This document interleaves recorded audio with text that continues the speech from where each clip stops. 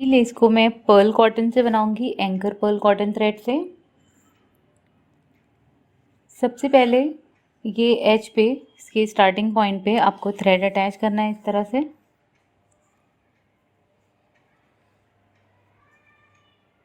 अब single stitch बनाएंगे right side में थ्रेड को रखते हुए।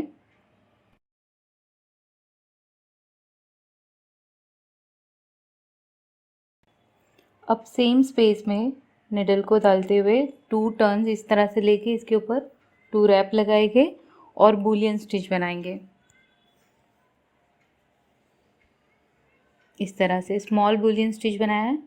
सेम स्पेस में निडल को इंसर्ट करते हुए इस तरह से चेन बनाएंगे और ये इसे थ्रेड के ऊपर लेके आएंगे ये लूप को, और जो अटैच थ्रेड है इसे इस तरह से होल्ड करके रखेंगे और ऊपर से इस तरह से इसके ऊपर नॉट लगाएंगे। तो ये हमारा फर्स्ट पिकॉट बन गया है। तो इस तरह से 2 पिकॉट्स बनाने हैं।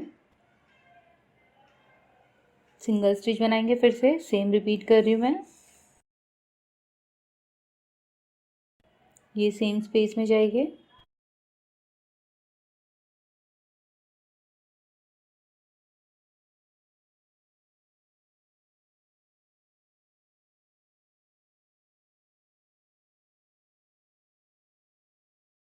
इस तरह से 2 पिकॉट्स बन गए।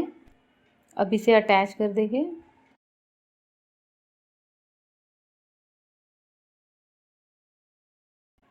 अब हमें लूप बनाना है थोड़े से डिस्टेंस पे जाते हुए।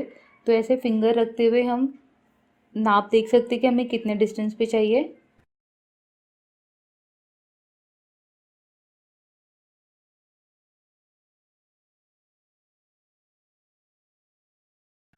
इसे होल्ड करेंगे जितना लूप चाहिए हमें इस तरह से। अब ये लूप को डबल करेंगे। ये जो स्पेस है पिकॉट के बाद की, इसमें निडल को इंसर्ट करते हुए इस तरह से लूप को डबल कर देंगे।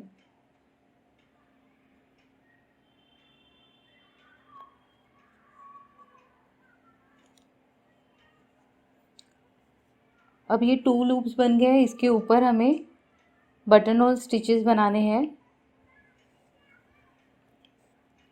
ये कितनी लेंथ है इसकी, कितना साइज़ है, इसके हिसाब से बटन होल स्टिचेस बनाएंगे।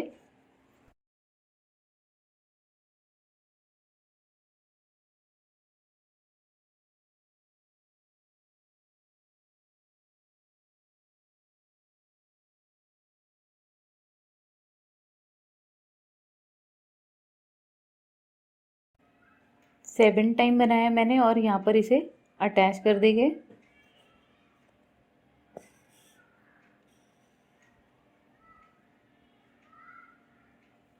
सेम स्पेस में ही पिकॉट बनाएंगे बूलियन स्टिच बनाने के बाद।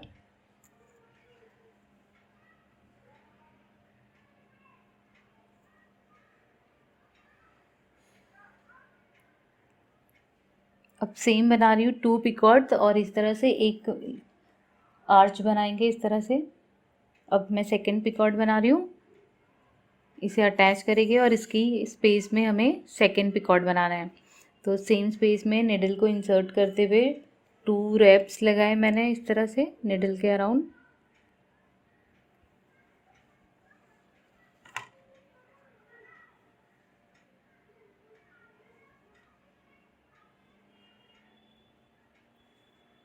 टू पिकॉट बनाने के बाद इसे अटैच करते हैं।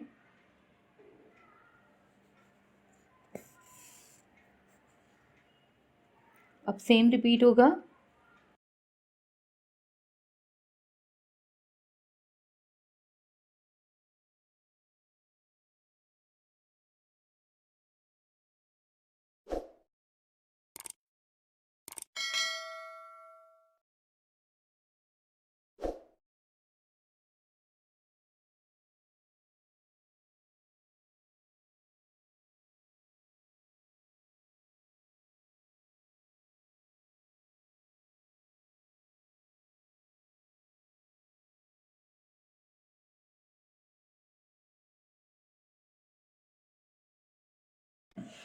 तो अब सेम रिपीट करते हुए डिज़ाइन कंप्लीट करें। 2 पिकॉट्स और 1 आर्च, इस तरह से ये डिज़ाइन बनाएंगे।